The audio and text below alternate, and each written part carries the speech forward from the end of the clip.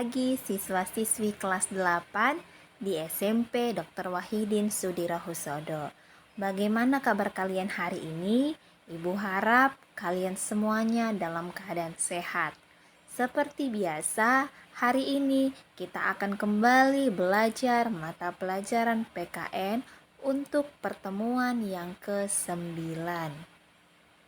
Sebelum kita memulai pelajaran hari ini, terlebih dahulu kita berdoa. Marilah berdoa menurut kepercayaan kita masing-masing.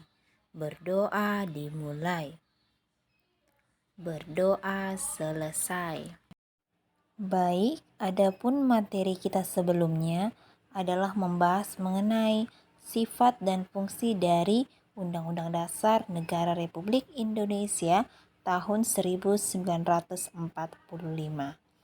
Dan materi kita hari ini adalah peraturan perundang-undangan dalam sistem hukum nasional.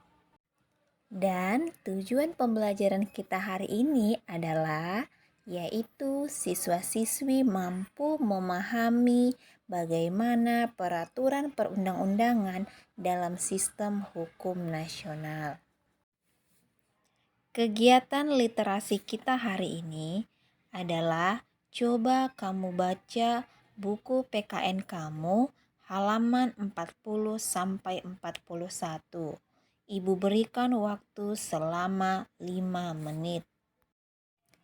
Coba amati, apakah di sekolah kalian memiliki tata tertib sekolah seperti yang tertera pada gambar di bawah ini?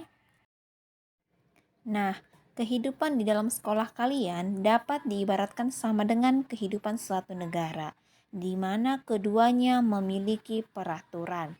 Kehidupan sekolah diatur melalui tata tertib, dan kehidupan suatu negara diatur dalam konstitusi atau undang-undang dasar. Setiap bangsa yang merdeka akan membentuk suatu pola kehidupan berkelompok yang dinamakan negara. Dan pola kehidupan berkelompok tersebut perlu diatur dalam sebuah naskah. Di negara kita sendiri, naskah aturan hukum yang tertinggi disebut dengan Undang-Undang Dasar Negara Republik Indonesia tahun 1945 dan disertai dengan peraturan perundang-undangan lainnya. Undang-Undang Dasar Negara Republik Indonesia tahun 1945 berisi pola dasar kehidupan bernegara di Indonesia. Hal tersebut berarti semua peraturan perundang-undangan yang dibuat di Indonesia tidak boleh bertentangan dengan Undang-Undang Dasar Negara Republik Indonesia tahun 1945. Yang kedua, semua peraturan perundang-undangan yang dibuat di Indonesia juga harus berpedoman pada Undang-Undang Dasar Negara Republik Indonesia tahun 1945. Sebagai warga negara Indonesia, kita harus patuh terhadap Undang-Undang Dasar Negara Republik Indonesia tahun 1945. Misalnya, kepatuhan terhadap hukum, yaitu dengan mematuhi peraturan lalu lintas.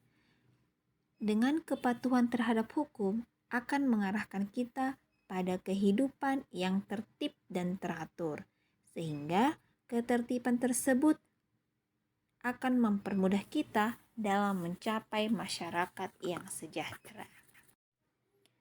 Namun sebaliknya, jika Undang-Undang Dasar tidak dipatuhi, maka negara akan mengalami perpecahan. Sama seperti gambar berikut ini, terjadi keributan sehingga menimbulkan ketidakharmonisan. Adapun kesimpulan kita hari ini bahwa Undang-Undang Dasar Negara Republik Indonesia tahun 1945 memiliki kedudukan tertinggi dalam sistem perundang-undangan. Yang kedua, jika Undang-Undang Dasar dipatuhi, maka akan mewujudkan masyarakat yang sejahtera. Namun, jika Undang-Undang Dasar tidak dipatuhi, maka akan menimbulkan perpecahan. Nah, silahkan langsung dikerjakan tugas mandiri yang ke-9. Yang pertama, jelaskan akibat jika tidak mematuhi Undang-Undang Dasar dan jelaskan akibat jika mematuhi Undang-Undang Dasar. Anak-anak boleh kerjakan. Untuk yang PJJ kumpul di Discord, dan untuk yang blended learning silahkan dikumpul saat konsultasi. Untuk materi pertemuan berikutnya, yaitu melaksanakan dan mempertahankan Undang-Undang Dasar Negara Republik Indonesia tahun 1945. Kalian boleh baca supaya nanti bisa mengerjakan pretest yang Ibu berikan. Baik, sampai di sini video pembelajaran berikut ini. Sampai bertemu untuk video pembelajaran berikutnya. Semoga kalian dalam keadaan sehat selalu. Sampai jumpa dan selamat pagi.